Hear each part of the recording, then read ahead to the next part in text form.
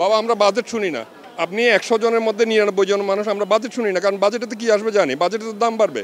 আমি এটা বলতে চাই না, এটা একটা লজ্জার বিষয়। আমি যে সিগারেট খাচ্ছি একটা বিলাসিতার পর্যায়ে চলে গেছে, এটা চরম বিলাসিতা। 15 দিন আগে ছিল যে পেঁয়াজের কেজি 60 টাকা, এখন 80 টাকা। কোথায় যাবেন? এই ইন্ডিয়া থেকে আনলে বলে একটু কমে আবার বাড়ে। ডিমের ইয়া ছিল যে 10 টাকা পিস, এখন হয়ে গেছে 14 টাকা। আমাদের চিন্তা তো এইগুলোই নিয়ে।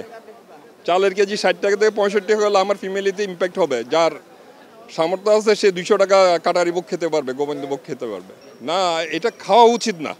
আমি সিগারেট খাওয়াটাকে কোনোভাবে সমর্থন করি না। এটা একটা চরম বোক আমি করছি। আমার টাকাটাকে আমি পুড়িয়ে ছাই করছি। এই বদভ্যাস ত্যাগ করা দরকার।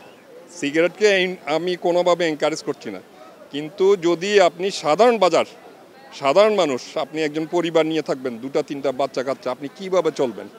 50,000 টাকার বেতনের ঢাকায় কিছু চলা যায় না। কয়জন মানুষ 50,000 পায়?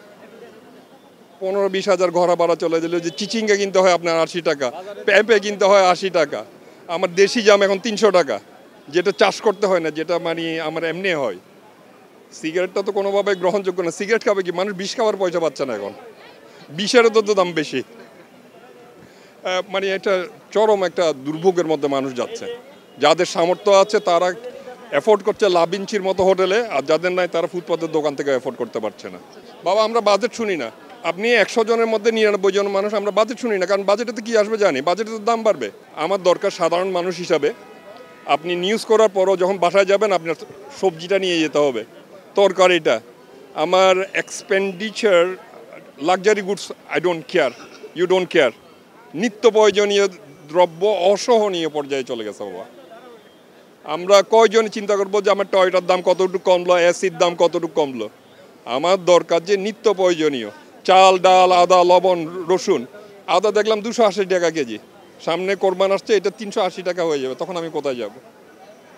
গরুর দাম 1 লাখ টাকার গরু 2 লাখ টাকা। সরকার তো এগুলো দেখবে না। সাদেক এগুলো 2 কোটি টাকা দিয়ে 2টা গরু বিক্রি করছে, এটা সবাই দেখবে। আমরা সাধারণ মানুষ 1 লাখ টাকা দিয়ে গরু কিনতে পারবো না, খাসিই পাচ্ছি না। আমাদের দরকার নিত্য প্রয়োজনীয় দ্রব্যের, ওইটা বাজেটে কতটুকু ইম্প্যাক্ট হয়েছে? কোথাও বলছে সবজির দামকে কোনো ইয়া করা হবে, কৃষকদেরকে সাবসিডাইজ দেওয়া হবে। আমার দরকার তো ওইটা। In the end of the day আমি তো গুলশানে থাকি না বাবা, আমি যেখানে থাকি আমার এই নিতে হবে। এই আম গতবার নিলাম কত 80 টাকা, এইবার নিচ্ছে 120 টাকা। এই তরমুজ এখন আমার মানে 80 টাকা করে কেজি কিনতে হচ্ছে। আমি একটু যে ফল ফ্রুট খাওয়াবো আমি পারতেছি, কিন্তু আরেকজন তো পারতেছে না। আমার সাথে যে অফিসার কাজ করতেছে সে তো পারতেছে না। বাজেটের নিয়ে আমাদের এগুলো হলো যে একটা hype, it's good for nothing, brain wash. আমার দরকার নিত্য প্রয়োজনীয়। আমার ঘর ভাড়া বৃদ্ধি হচ্ছে, কারেন্টের দাম বৃদ্ধি হচ্ছে, গ্যাসের দাম বৃদ্ধি হচ্ছে, গ্যাসের সাপ্লাই নাই, ওইগুলো কে দেখছে? সরকার তো একটা ব্রেইন ওয়াশ করে দিচ্ছে, কিন্তু আমার ওনার সাথে ঝগড়া করতে হচ্ছে কি জন্য? 5 টাকা নিয়ে। ওই দেখছেন না বেনজিররা চলে যাচ্ছে, এখন কি হলো যে মেজর জেনারেল আজিজরা চলে যাচ্ছে, হাজার হাজার কোটি টাকা। আমরা এখন 10 টাকার জন্য একজনের কলার একজনে চেপে ধরে, কি জন্য? আমার সামর্থ্য থাকলে তো ওনারা 5 টাকা দিয়ে দিতে হবে, এবং উনি যদি কম দামে কিনতে পারতো উনি কম দামে বিক্রি করতো।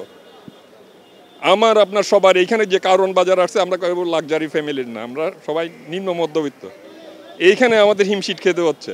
আর যারা দেখেন স্বপ্নে যাচ্ছে, আগোরাতে যাচ্ছে, তারা নির্দ্বিধায় যাচ্ছে, ক্রেডিট কার্ড পাঞ্চ করছে, বাজার নিয়ে যাচ্ছে। They don't care about the budget, we don't also care about the budget. আমার দরকার নিত্য প্রয়োজনীয় সহনীয় পর্যায়ে আনার। ওয়ালটন ফ্রিজ কিনে অনেকের মতো আপনিও হয়ে যেতে পারেন মিলেনিয়াল, সেরা পণ্যের সেরা অফার। যে বাজেট দিচ্ছে সে ছাড়া আর কারো এই ব্যাপারে আগ্রহ নাই, কারণ এটা হলো জনগণের সহায়তামূলক বাজেট না, কখনো ছিল না। গত 20 বছর ধরে জনগণের যা চাই সেটা কখনো তারা ইমপ্লিমেন্ট করে না, এবং ইমপ্লিমেন্ট করতে চায় না। তারা এসি রুমে বসে বাজেটটা করছে। সচিবালয় থেকে একদিন কারণ বাজার এসে ঘুরে গেলে উনি বুঝতে পারতো রিয়েল বাজেটটা কাদের দরকার।